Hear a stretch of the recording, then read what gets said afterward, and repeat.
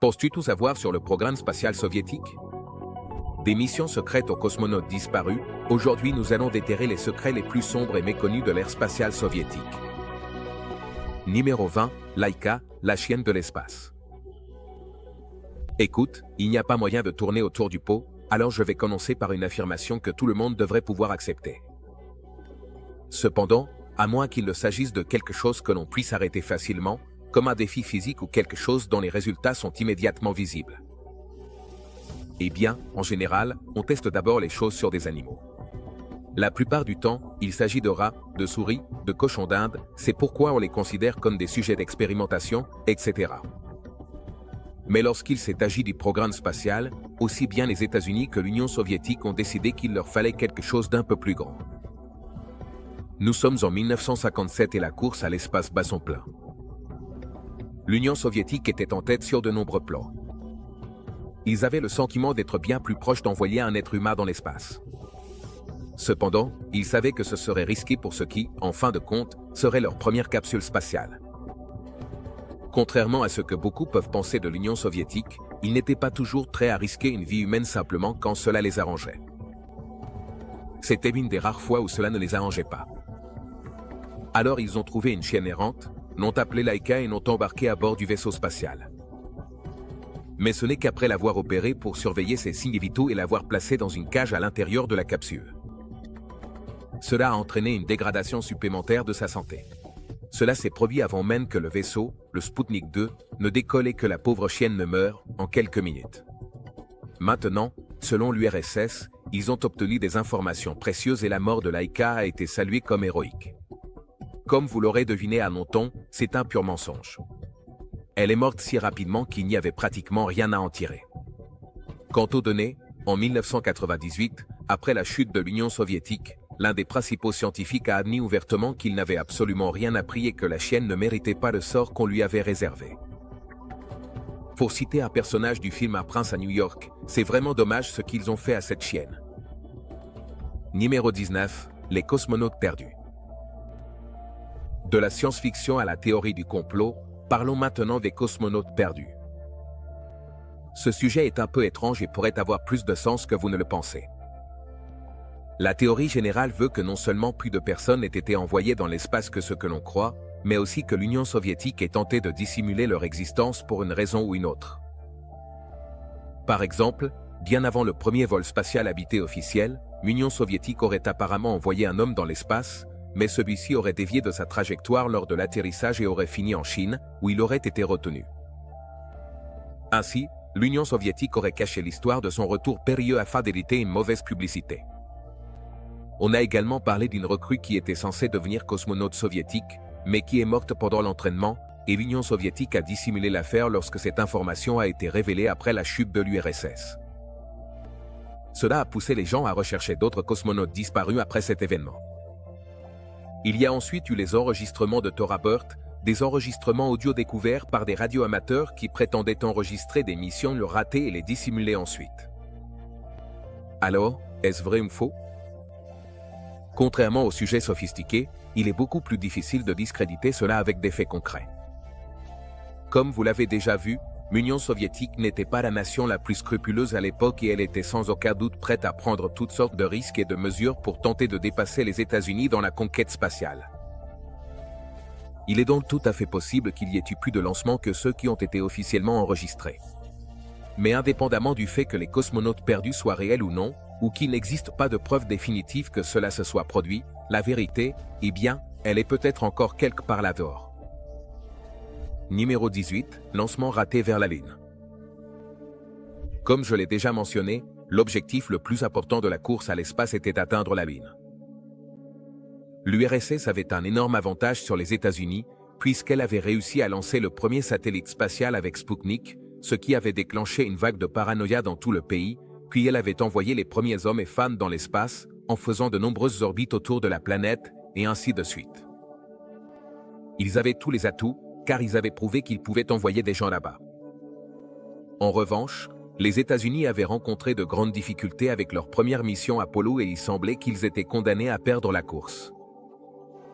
Mais ensuite, la chance a tourné, et les États-Unis non seulement ont été les premiers à orbiter autour de la Lune, mais ils y ont aussi envoyé 2 hommes. Alors, comment se fait-il que la Russie ne soit pas arrivée sur la Lune malgré un tel avantage et la confiance qu'elle avait eue pendant des jours dans ses capacités? Eh bien, comme toujours, c'est une affaire complexe. Bien que l'objectif final de la course à l'espace ait été la Lune, l'URSS n'était pas aussi intéressé qu'on pourrait le croire. Ils étaient satisfaits de leur première victoire sur les États-Unis. Mais ensuite, le président John F. Kennedy a déclaré que les États-Unis iraient sur la Lune.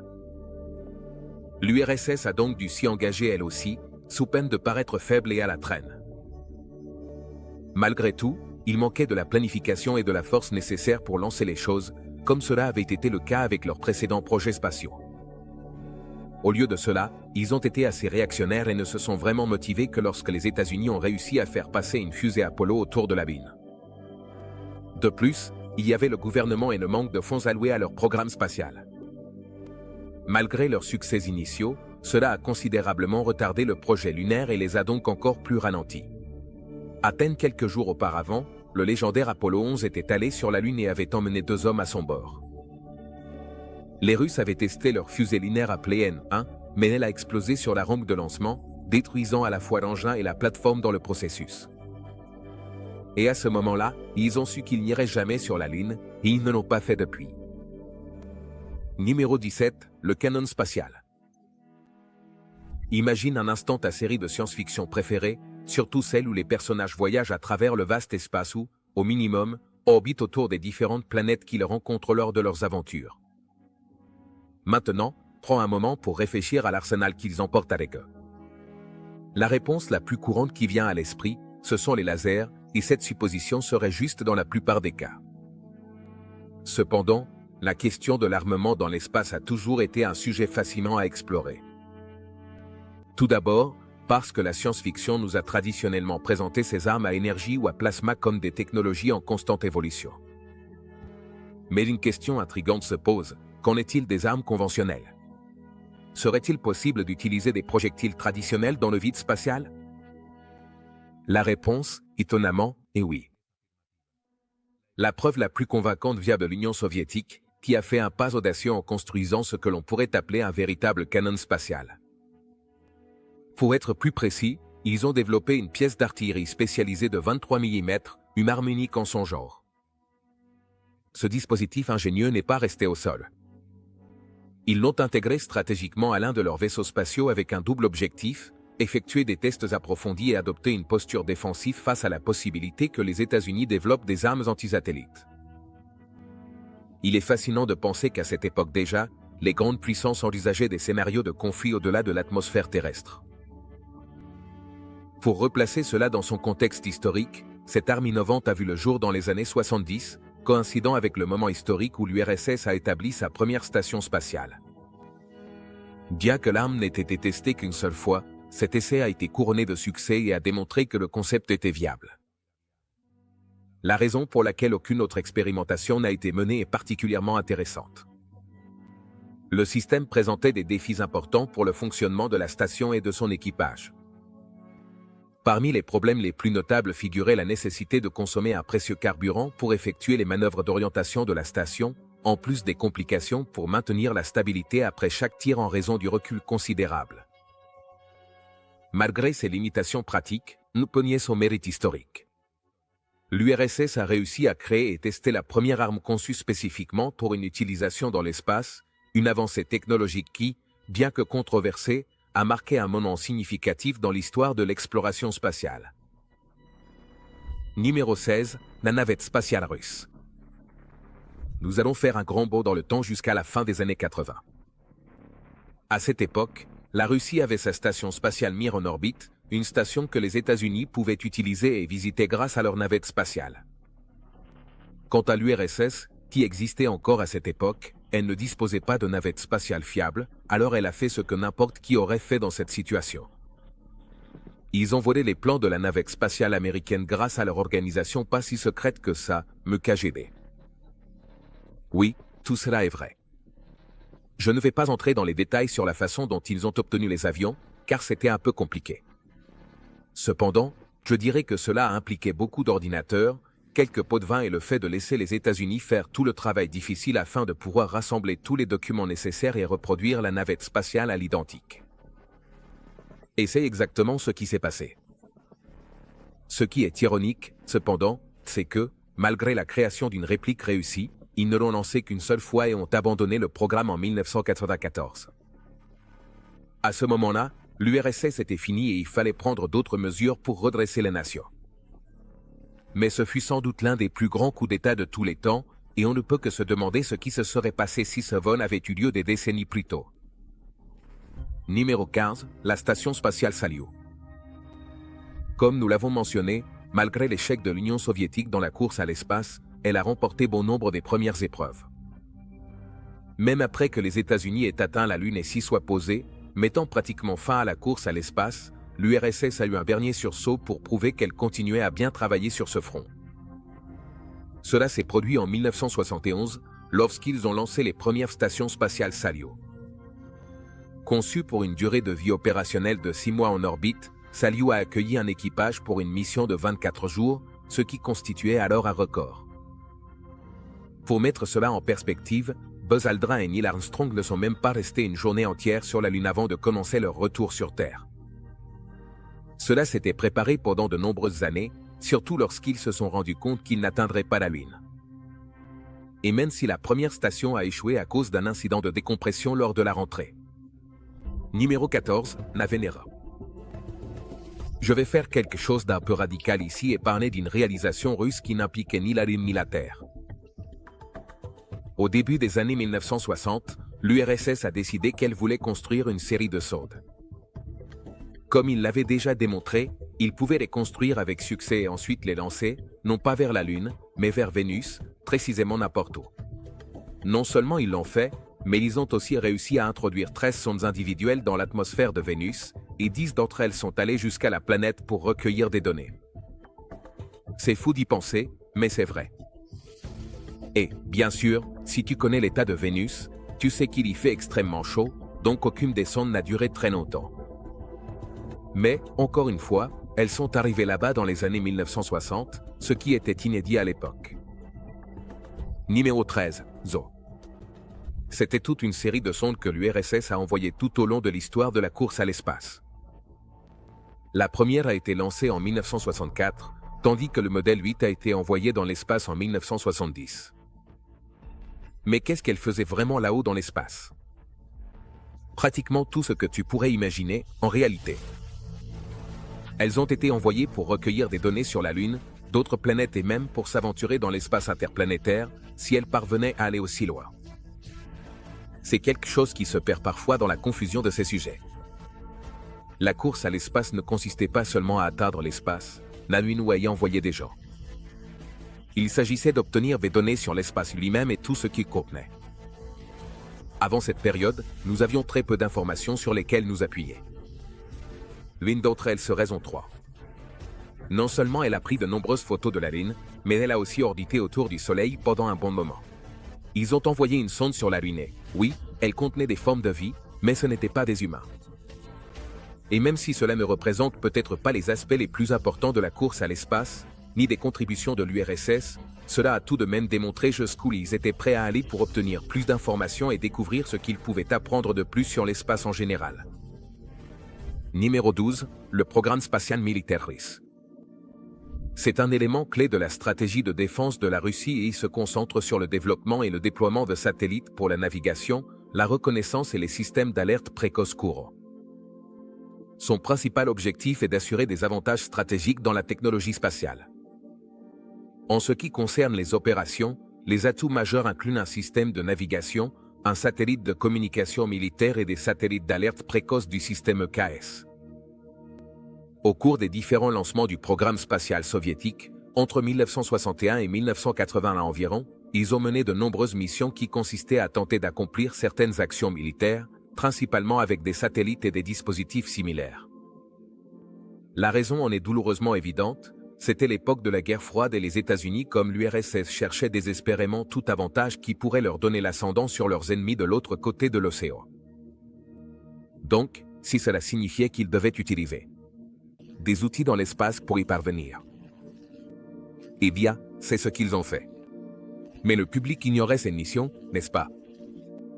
Eh bien, la réponse est oui, ils ne le savaient pas. Et le Kremlin a tout fait pour dissimuler les opérations militaires dans l'espace, ce qui incluait de les regrouper avec des missions plus scientifiques. De plus, comme de nombreuses missions ont échoué, ils les ont regroupées avec d'autres programmes et les ont cachés pour éviter que le pays ne perde la face. Comme vous pouvez le voir, c'était vraiment une époque étrange et la perception comptait énormément pour beaucoup de gens, y compris l'URSS. Numéro 11, la navette spatiale Buran. Techniquement, j'en ai déjà parlé auparavant, mais je vais à nouveau me concentrer sur une navette spatiale unique que la Russie a construite après avoir volé les plans des États-Unis pour leur modèle de navette spatiale. Elle s'appelait Buran. Conçue par le Bureau aérospatial d'Inertia, elle a effectué un unique vol non habité et entièrement automatisé en 1988, avant d'être suspendue peu après en raison de dépassement de coûts et de l'effondrement de l'URSS. Avant de se décider à construire la Buran, ils avaient leur propre vaisseau spatial qu'ils voulaient tester, mais rien n'égalait ce que les États-Unis accomplissaient avec leur fusée Saturn pour les missions Apollo.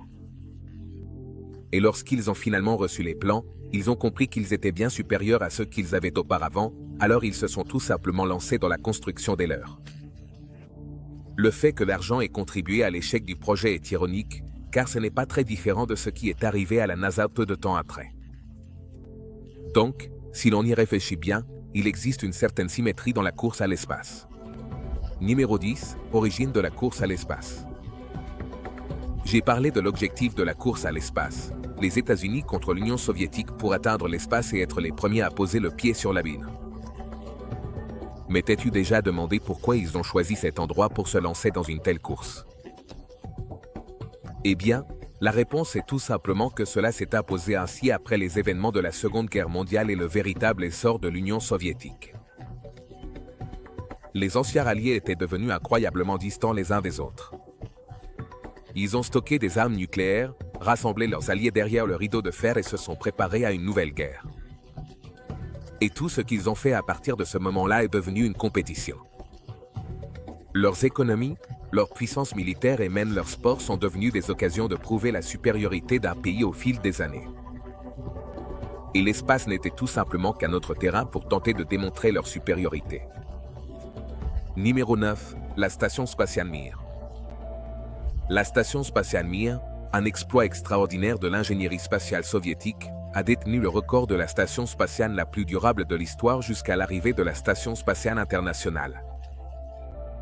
Cette merveille technologique ne restait pas seulement en orbite comme un témoin silencieux de nos avancées spatiales, mais servait aussi de laboratoire vivant aux cosmonautes et astronautes, menait une large gamme d'expériences scientifiques cruciales pour notre compréhension de l'espace. L'objectif fondamental de Mir était d'approfondir notre compréhension des défis uniques que représente l'établissement d'une présence humaine permanente dans l'espace, une mission qui serait ensuite reprise par l'ISS après sa mise en service en l'an 2000. L'adaptation à la vie dans l'espace présente des défis uniques qui ne peuvent pas être entièrement simulés sur Terre, qu'il s'agisse des effets de la microgravité sur le corps humain ou des défis psychologiques liés à l'isolement spatial, et seule l'expérience directe en orbite peut révéler pleinement ces obstacles. Au cours de sa période opérationnelle impressionnante, de 1981 à 2001, Mir a accueilli de nombreux équipages internationaux, contribuant de manière significative à notre compréhension de la vie dans l'espace, jusqu'à ce que sa mission prenne finalement fin en raison de restrictions budgétaires. Numéro 8, le vaisseau spatial Soyouz. Quand on vous attribue le surnom de « vaisseau spatial de combat », c'est que vous avez démontré une capacité et une fiabilité extraordinaires au fil du temps. Dans le cas du vaisseau Soyouz, ce titre prestigieux a été mérité pour avoir été une fusée exceptionnelle qui a réalisé plus de 2000 lancements réussis au cours de plusieurs décennies, établissant ainsi un record impressionnant dans l'histoire de l'exploration spatiale. Ces fusées, spécialement conçues, ont été les véritables chevaux de bataille que l'URSS puis la Russie ont systématiquement utilisés pour lancer une grande variété de vaisseaux et de missions dans l'espace.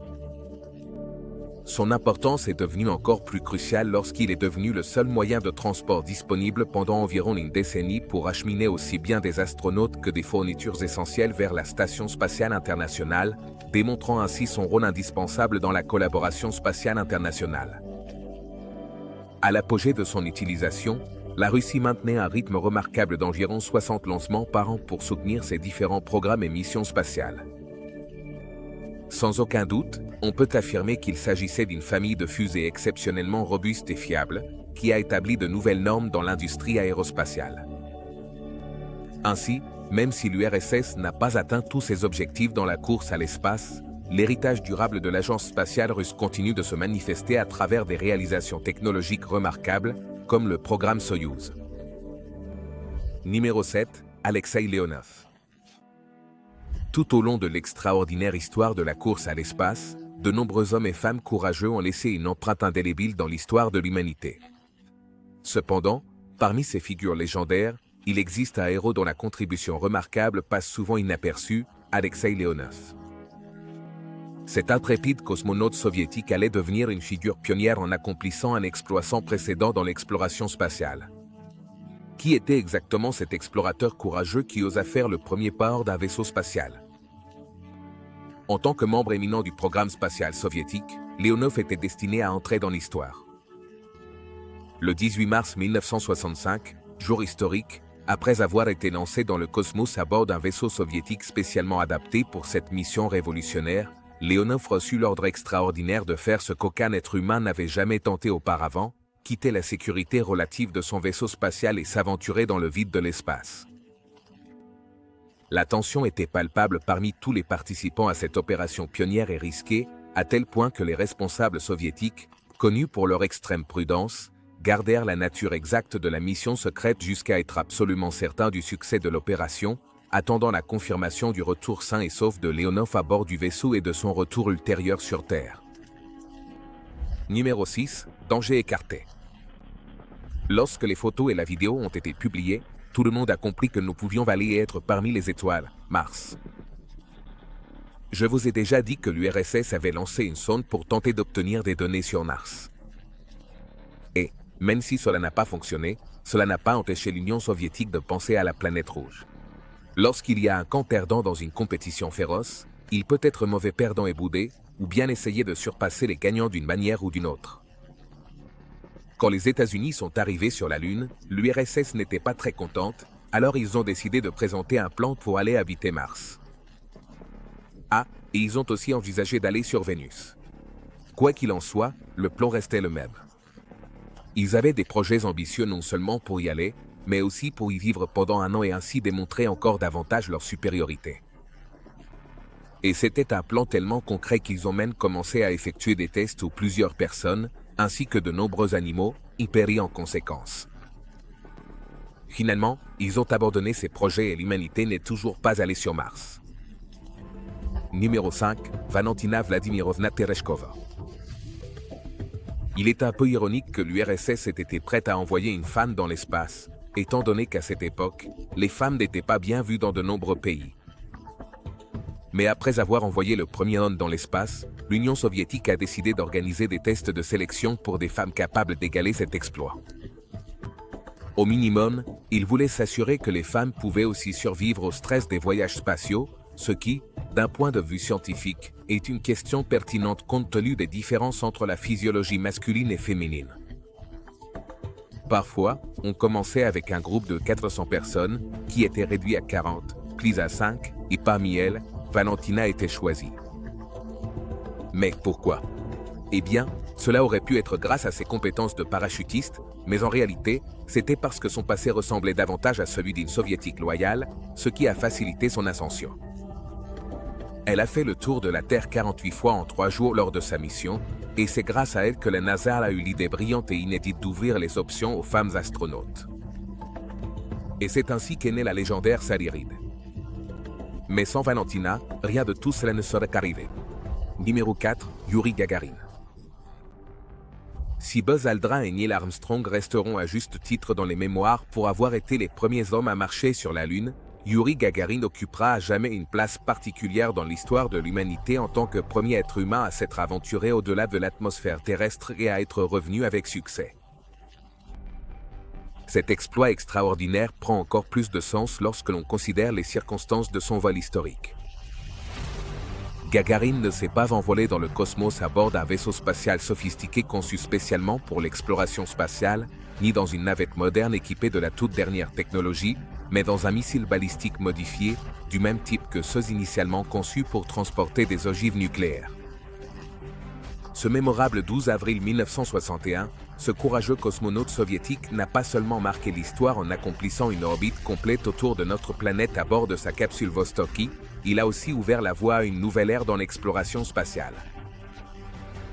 Bien qu'il ait été largement reconnu et honoré pour ses réalisations extraordinaires, le destin réservait à ce pionnier de l'espace une fin tragiquement prématurée. Gagarine a perdu la vie dans un accident d'avion en mars 1968, sans avoir pu assister à l'un des moments les plus marquants de la course à l'espace qu'il avait lui-même contribué à lancer, l'arrivée de l'homme sur la Lune.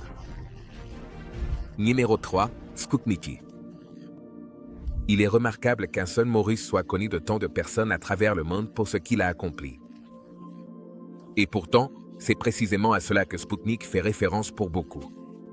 C'est le satellite qui a lancé la course à l'espace.